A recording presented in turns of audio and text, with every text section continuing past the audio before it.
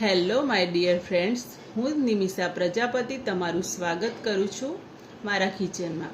આજે હું તમારા માટે લઈને આવી છું ઉપવાસ માટે ફરાળી ઢોકળાની રેસીપી। તો ચાલો બનાવવાનું સ્ટાર્ટ કરીએ।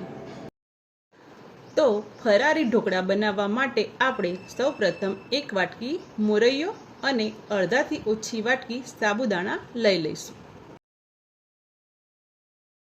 હવે આપણે મોરૈયા અને સાબુદાણાને 2 થી 3 વાર પાણીથી ધોઈ લઈશું।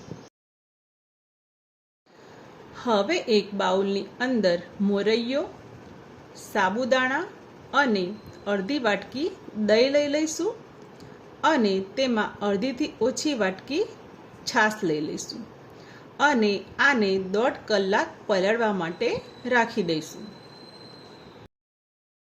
આટલા માપથી એક થાળી ઢોકળા બનશે। હવે 1.5 કલાક પછી આ બેટરને મિક્સરમાં પીસી લઈશું। થોડું થોડું બેટર લઈને મિક્સરમાં પીસી લઈશું। આમાં એડિશનલ પાણી ઉમેરવાનું નથી। જેવા આપણે નોર્મલ ઢોકળા બનાવવા માટે બેટર યુઝ કરીએ છીએ એટલી જ થિકનેસ રાખવાની છે। તમે જોઈ શકો છો કે બેટર એકદમ રેડી થઈ ગયું છે અને બેટરની આટલી જ થિકનેસ રાખવાની છે। તેમાં સ્વાદ અનુસાર મીઠું, આદુ મરચાંની પેસ્ટ, જેમાં મેં 3 લીલા મરચાં અને એક આદુનો ટુકડો લીધો છે અને થોડી કોથમીર એડ કરી દઈશું। હવે બેટરને એક જ દિશામાં સરખી રીતે હલાવી દઈશું। પછી તેમાં 1/2 સ્પૂન જેટલો ખારો એડ કરી દઈશું, જેમાં 1 સ્પૂન તેલ એડ કરીને ફરીથી એક જ દિશામાં સરખી રીતે હલાવી દઈશું। હવે બેટર તૈયાર થઈ ગયું છે। હવે આ તૈયાર થયેલા બેટરને ઢોકળા બનાવવા માટે એક સ્ટીમરમાં પાણી ગરમ કરવા રાખી દઈશું। પાણી ઉકળે ત્યાં સુધી આપણે એક થાળી લઈને તેમાં તેલથી ગ્રીસ કરી દઈશું। ત્યારબાદ બેટરને થાળીમાં ફેલાવી દઈશું। હવે આ ઢોકળાની થાળીને સ્ટીમરમાં સ્ટીમ કરવા માટે 10 મિનિટ માટે હાઈ ફ્લેમ પર મૂકી દઈશું। 10 મિનિટ પછી આપણે એક ચાકુ વડે ચેક કરી લઈશું તો ખ્યાલ આવશે કે ઢોકળા રેડી થયા કે નહીં। તમે જોઈ શકો છો કે આપણા ઢોકળા બનીને રેડી થઈ ગયા છે।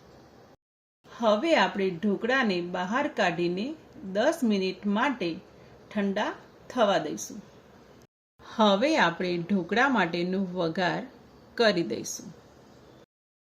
તો તેના માટે એક બાઉલમાં 2 ટેબલસ્પૂન જેટલું તેલ ગરમ કરવા માટે મૂકી દઈશું। ગરમ થઈ ગયેલા તેલની અંદર જીરું, મીઠા લીમડાના પાન,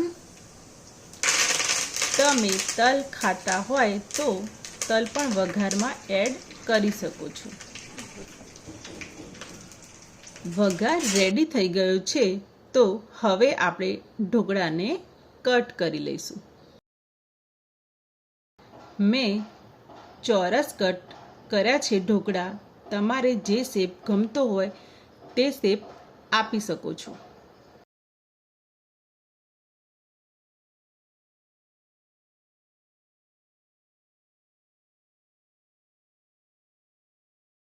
પહેલાં હું તમને ઢોકળા બતાવી દઉં છું, પછી વઘાર એડ કરીશું।